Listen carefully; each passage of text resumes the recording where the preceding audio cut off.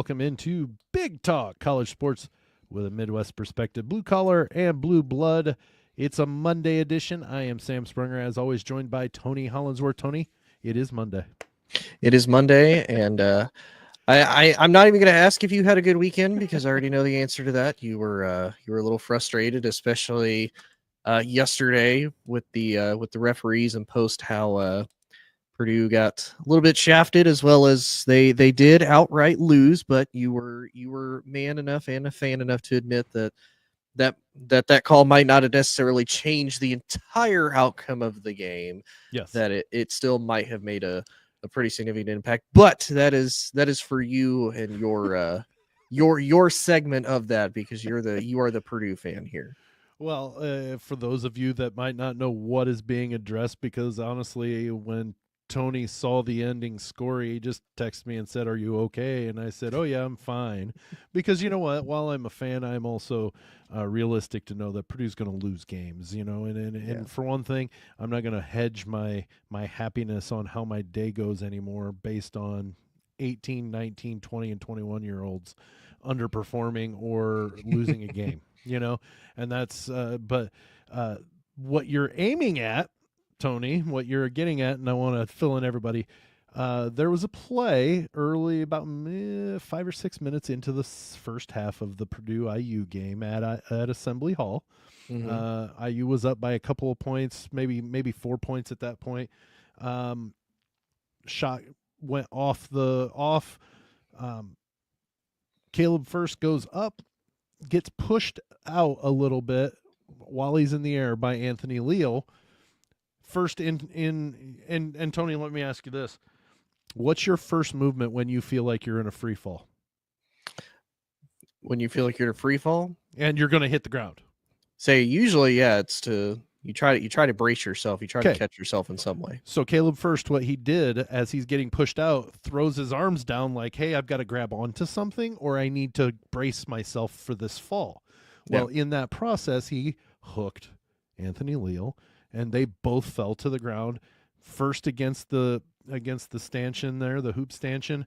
Leal right in front of him gets up, plants his left foot, then picks it up and shoves it back into the berries of Caleb first.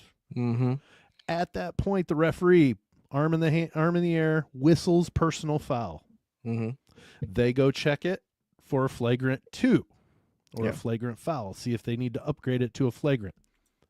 3 minutes plus, Tony. 3 minutes plus.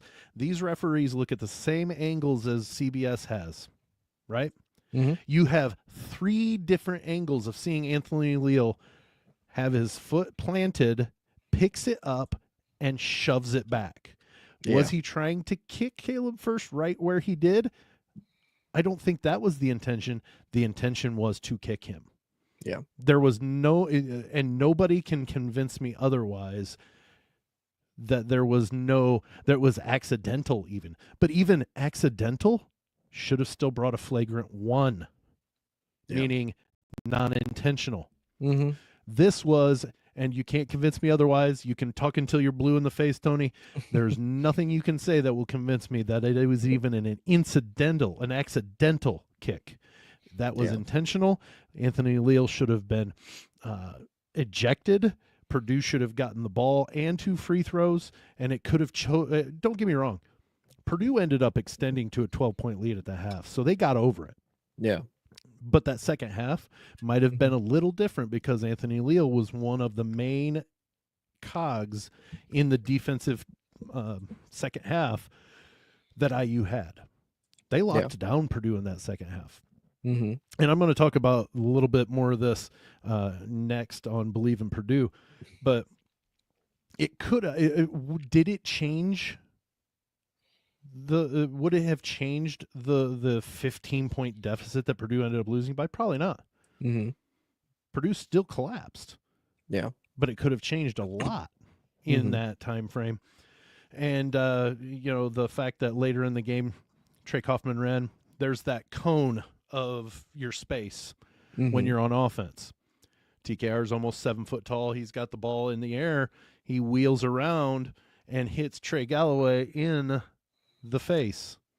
Yeah. To me and to everybody else that was watching, and including, well, everybody that was calling the game, Steve Lapis and his play-by-play guy said, it looks like Galloway's leaning into that cone. Mm-hmm. Well, that means if he is leaning into that cone, that contact to the face is not a flagrant at all. Right. They upgraded it from a personal foul, an offensive personal foul, into a flagrant one. Gave IU the ball and 2 free throws. If you're looking at that and calling that potentially just a flagrant one, unintentional, still contact to the face, yeah, why wasn't Anthony Leal at the very least, given a flagrant one? Yeah. And I do think too, no matter, like you said, I don't necessarily, right. I don't necessarily know if it was intentional, because like I said, I didn't really watch the game, to be 100% honest. I was a bad fan, and I didn't even know that this game was being played on a Sunday, to be 100% honest with you, because I'm used to everything being played on a Saturday. But of course I had texted you if you were okay about it, and then you had texted me about that. The 6-page response. Yeah, and I was like, wow, it's like he is really upset about this, but he's really detailed about it. And then funny enough, it then became, of course, the government and Mark Zuckerberg, everybody, of course, listening to on my phone. It and read whatnot. your message, right? It did. It was like, oh, well, let's show you. And it's, from college basketball on Fox, from, the Big Ten, men's basketball network and whatnot like that. And they're showing the replay, and they're showing it from all the different angles and whatnot. Again, was him kicking him in the berries necessarily intentional? I don't know. However, you can't tell me that after both players go down, they know that they're right there in proximity to each other. He's getting up.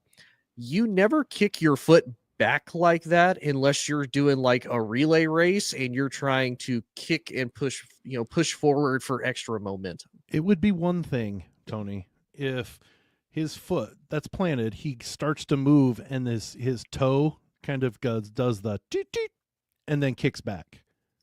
Where it kind of skips and like he slips almost and his foot flies out. Yeah. His foot planted comes up and kicks back. Yeah. I say, and even if it was a slip, you would be able to, you would kind of see that in the body language too, though, because you would have other responses as far as like you said, if the toe slips and it kind of goes back, he would potentially be trying to maybe stable himself with his arms. His other leg would potentially come up. He wouldn't be as balanced, and he'd probably be shifting and wobbling a little bit. None of that absolutely happened. So it was just straight, like you said, planted, went back and hitting. Now, like you said, again, if it's intentional, who knows? But at minimum, you could have went with the safe side and said, look, it was unintentional. You still hit him in the berries. You still have to get some type of a foul or punishment for that.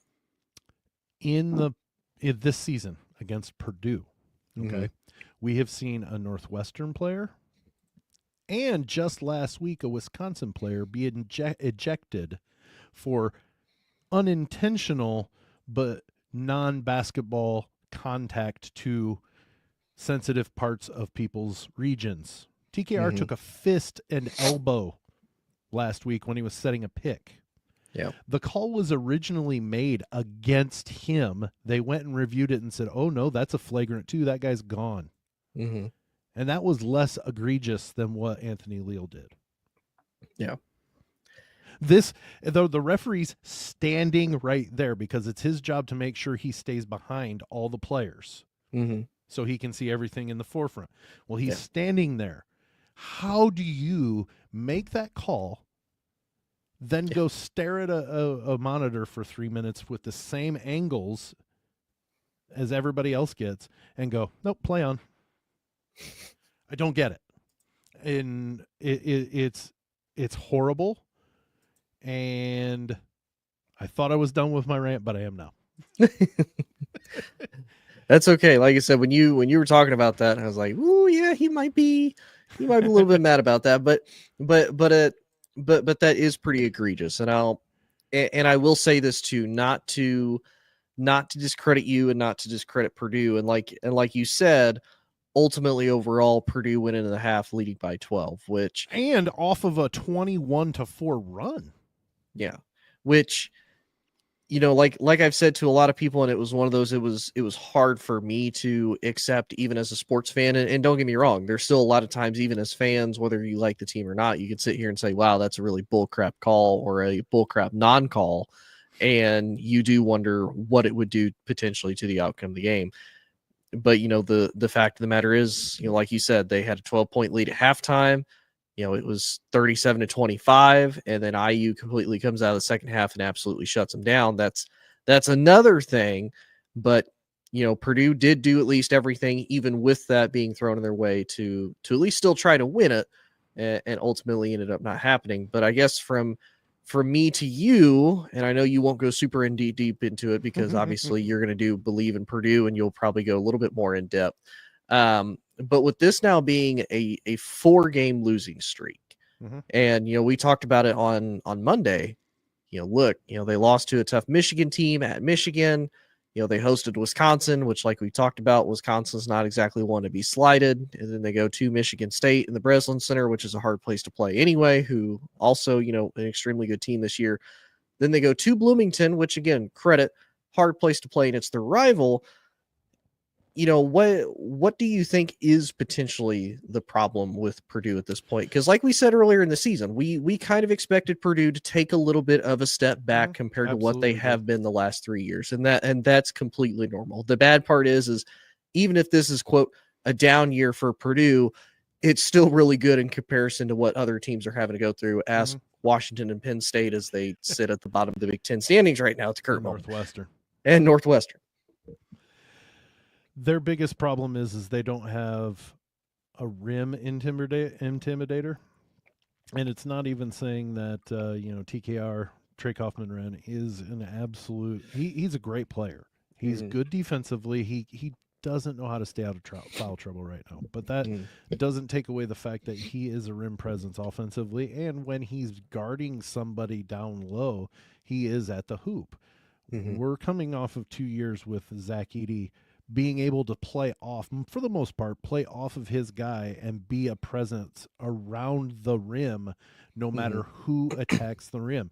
And see, for the last 3 years, 2 exclusively, but 3 years, he's been at the rim and kind of altering shots without blocking them and without, fouling or anything, but altering shots to where they don't have a good percentage from within 7 feet. Yeah. If you take Wisconsin, Michigan State, and IU, those 3 games, I want to say Purdue has given up around 100 and I want to say 30 points in the paint. In the paint. Yeah. Which is unheard of for a Purdue team. And that is the big thing.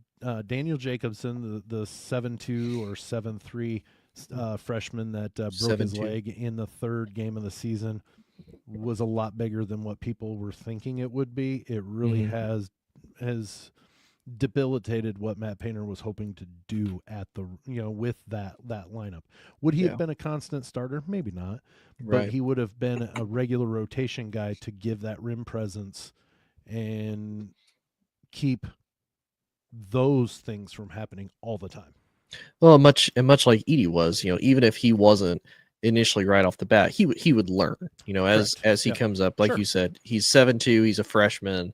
He's going to have to get used to playing at a Division I collegiate basketball level. So while it would initially probably be rough around this time in the season, as things start to get closer, as things start to hit crunch time, you're about to enter the Big Ten tournament, and then you're about to do the NCAA tournament and March Madness as a whole, you would be better, well seasoned and whatnot. And we would potentially, and I know you would like to think we would probably be having a different conversation as we were to right now. If he was playing and, had he started to maybe come into form and maybe come into what they would hope that he would be as that big man. Yeah. And that's, and I hate playing the woulda, coulda, shoulda, or, what if game. But that truly, I think, is their biggest detriment is they don't have a rim presence, so they're defense in the paint really suffers. They give up a lot of Yeah. points in the paint. But let's move on before we go to our break, which we successfully talked about Purdue for that first half, for most of that first half. But Friday night, Michigan State goes into Ann Arbor and beats the Wolverines, pulls into first place by themselves by half a game. Yeah. That game, Tony, 75-62. Jace Richards, 21 points, 6 rebounds, 3 steals for the Spartans. The crazy thing I see about Michigan State is they don't have one go-to guy. Yeah. What are your thoughts on, is that a good thing or a bad thing when you get into crunch time? I feel like it's because I've had mixed reviews on this, and I had mixed reviews on this for the last few seasons and whatnot, because you don't necessarily have that quote defined leader or that defined star player.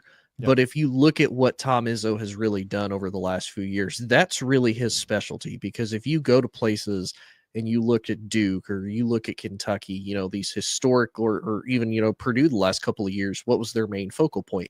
It was in Zach Edey. If you could either shut Zach Edey down or you could, force the other team to try to do something and just let Zach Edey do whatever he wants to do, then you have the championship formula to, potentially win, or even the winning formula to be able to beat them.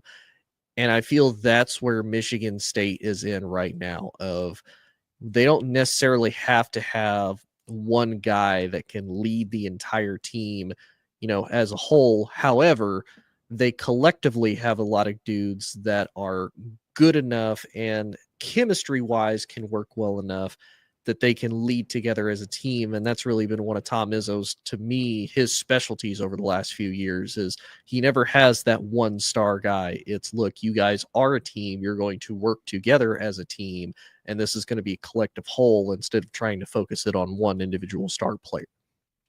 The one thing that concerns me, though, is when you get into we need a 2-point bucket or even a 3-point shot with 15 seconds left. Who's taking that shot? Because you've got, I want to say 6 or 7 different people that are either averaging 10 points or close to 10 points. So that means somebody's going to be hot. But do you want that every game that you need a shot is whoever's hot that day? Or is it, do you need somebody that is established as he's our go-to guy?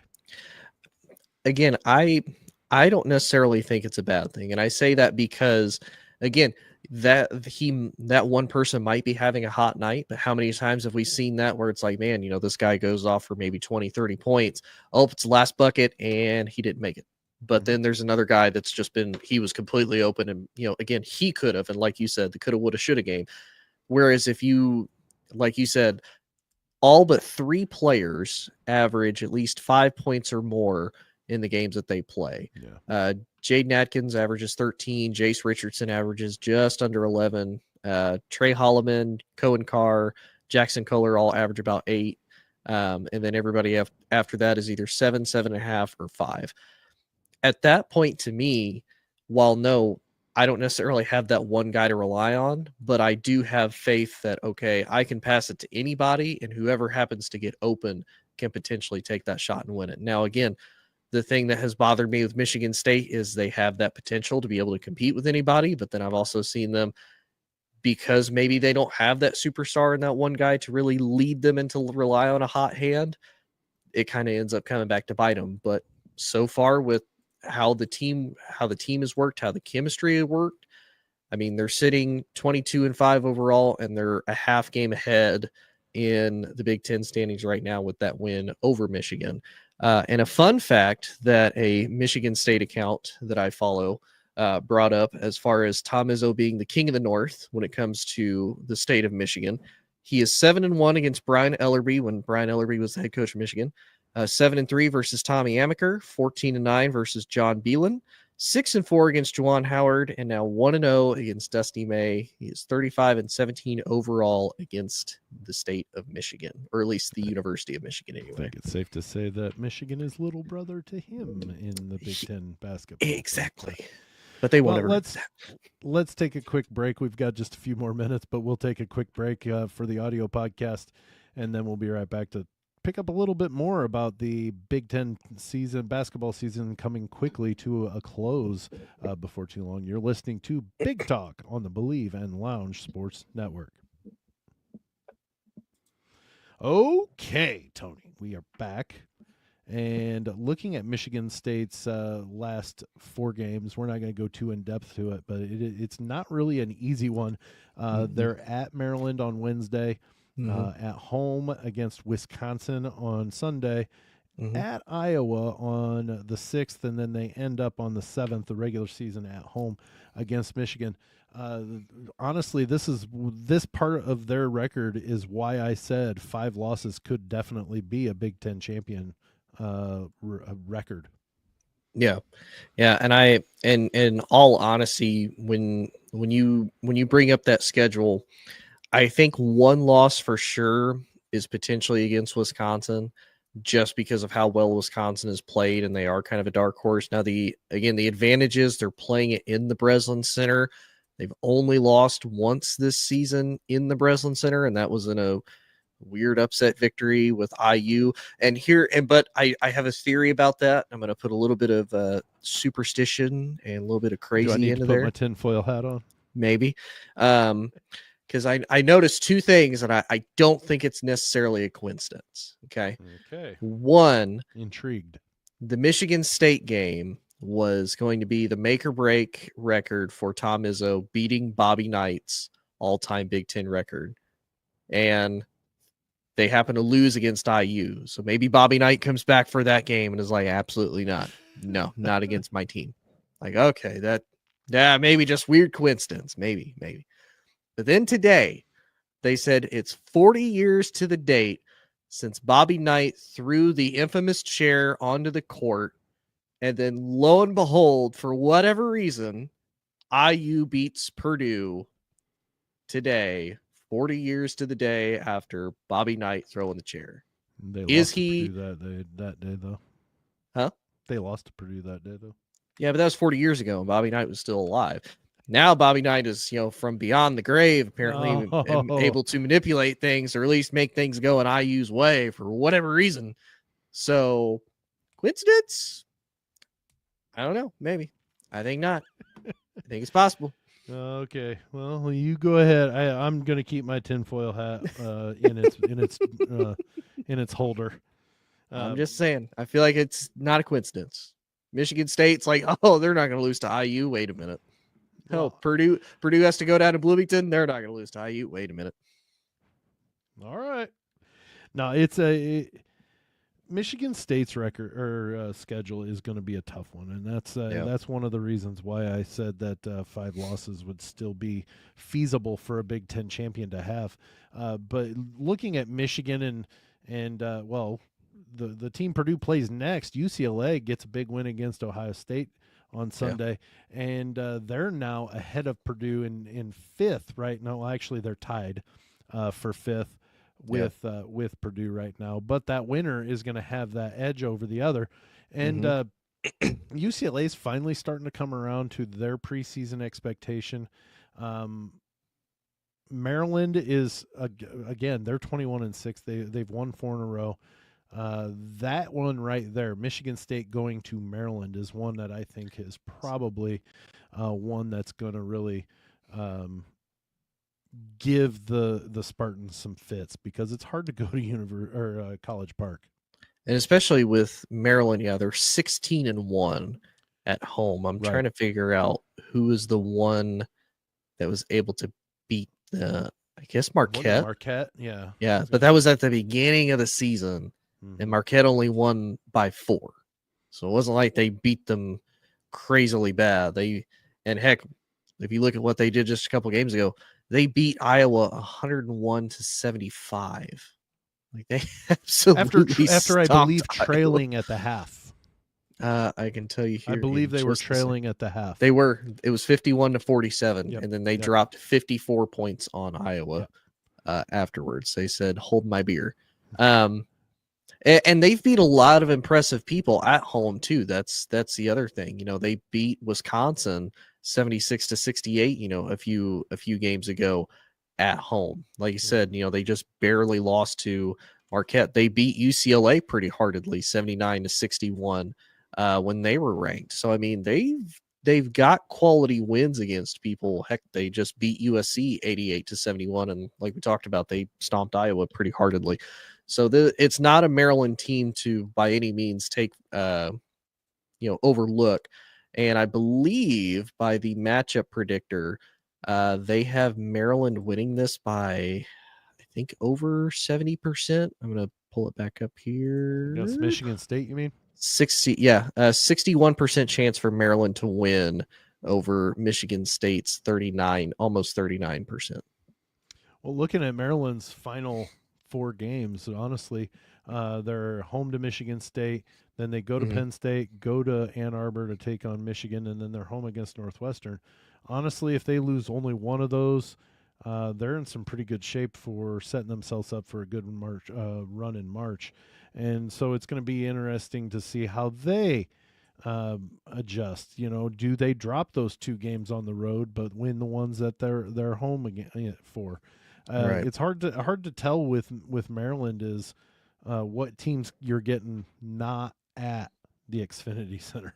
If they're not there, what team are you getting? So there's still a lot of things that are up in the air come to this Big Ten season. It'll be an interesting ride to see who gets those double buys, who gets the single buys, and who makes the tournament. Yeah, 100%. All right, man of many words, right there, friend. I know. Keep it short. Keep it simple. Yep. Well, that brings us to the end of today's Big Talk. Tony, why don't you let everybody know how they can find us? You can find us on Facebook at Big Talk. That is B1G Talk. You can also find us on TikToks, Instagram, and X, all at B1G_Talk. At Big Talk, you can find us on the All Sports All Plays Network 2 times a week, which you can also get on your Apple or Android App Store, whichever one you have and or prefer. Entirely up to you. Even though if you have an Apple iPhone, you may or may not be wrong. That's just me personally. And no, they are. They are. I mean, I'm just mean. I'm joking. Maybe not. But you can also believe that Sam is nice enough to upload this wherever you get your podcasts at, wherever you like to listen to podcasts, both on the Believe podcast, as well as the Lounge Sports Network, which falls under the Lounge Media Group umbrella and whatnot. Attaboy. I'm getting a little bit less chunky on it. Chunky. Clunky. Like clunky. Soup. Like the chunky soup. Like soup. All right. Well, that brings us to the finale of the Monday version of Big Talk. College sports with a Midwest perspective. Blue collar and blue blood. For Tony Hollinsworth, I'm Sam Springer. See you on Friday.